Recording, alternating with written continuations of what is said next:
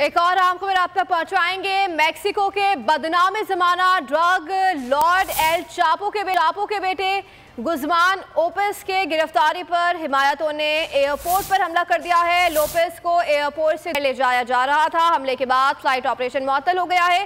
सैकड़ों मुसाफिर फंस गए हैं। खौफ और हिरास फैल गया। सैकड़ों हमलावरों और मैक्सिकन सिक्योरिटी फोर्सेस के दरमियान वक्फे से झड़पें जा रही हैं। हम खबर आप तक पहुंचा रहे हैं। मेक्सिको के बदनाम जमाना ड्रग लॉर्ड एल चापो के बेटे गुज़मान लोपेस की गिरफ्तारी का ये मामला है।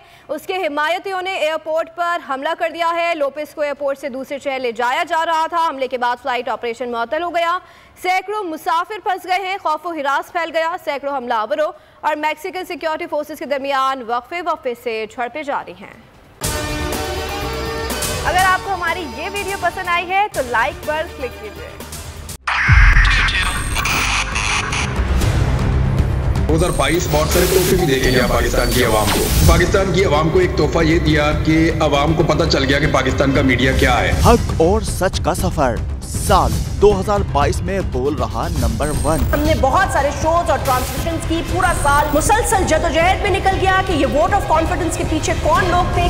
तोड़े रेटिंग के सभी रिकॉर्ड। सोशल मीडिया पर भी सबसे ज्यादा तेजी से 2.4 बिलियन व्यूज का संगे मील अबूर किया।